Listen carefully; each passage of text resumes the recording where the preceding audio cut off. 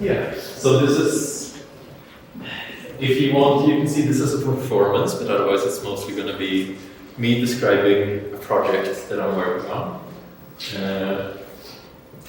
And there's a little bit of setting up here, but really quite quick.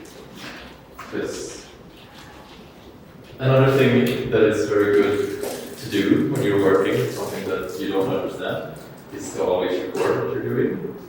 And sometimes starting with all of the 5 different recordings takes longer time than actually doing the project.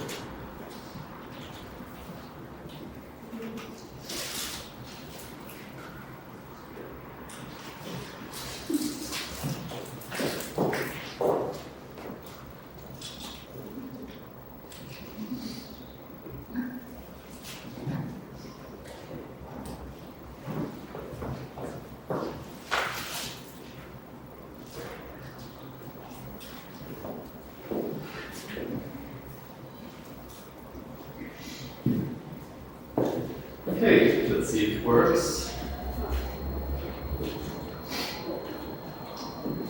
Do you see me?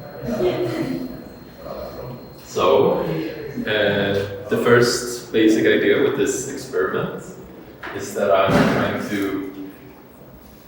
I'm working with the translation from my bodily movements into the digital world. And what I'm doing with this particular experiment is that I'm taking my movements, giving it to this character on screen, and I'm not allowing myself to have movements within the digital world.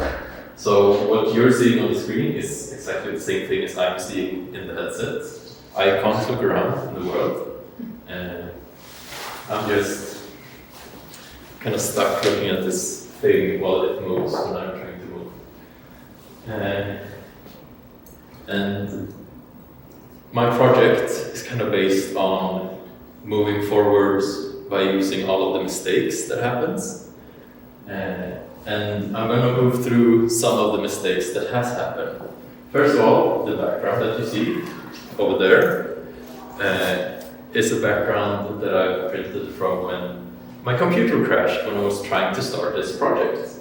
And so I was able to take the image and bring it into as a background into this world. Then I'm going to show you, this. One of the things I wanted to do with this character was to give it a mouth. And it had a mouth, but then I was trying to make it so that I could change mouth so it could look like it was talking. So basically, I programmed something that when I press this button, I'm supposed to get the mouth on the character. Let's see if it works. I don't see a mouth. Do you see a mouth? No. No.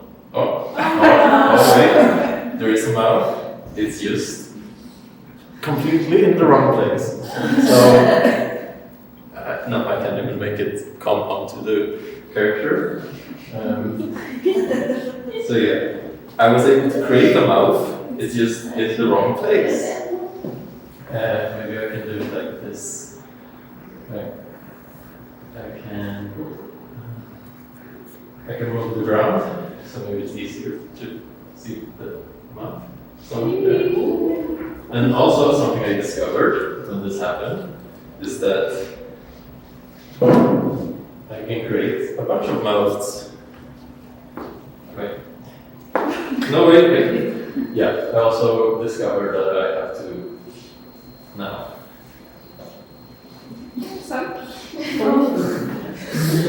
So basically, my character no longer has mouths or a mouth.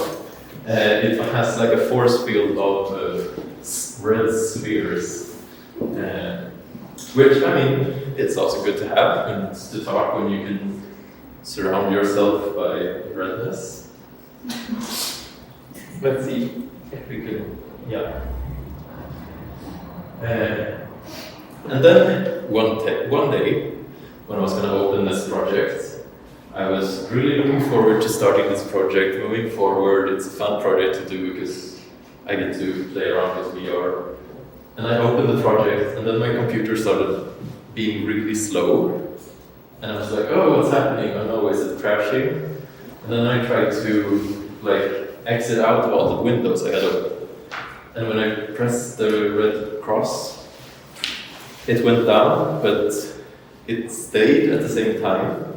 So like I could see the search bar, and when you close it down, everything kind of goes down to the center, like it looks like that. But it did that, but it also stayed, so I saw a search bar, a search bar, a search bar, a search bar, becoming smaller and smaller and smaller.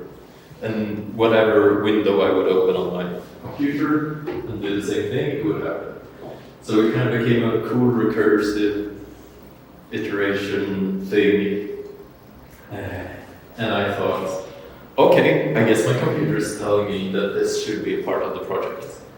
So I managed to, here comes the cool part, create this.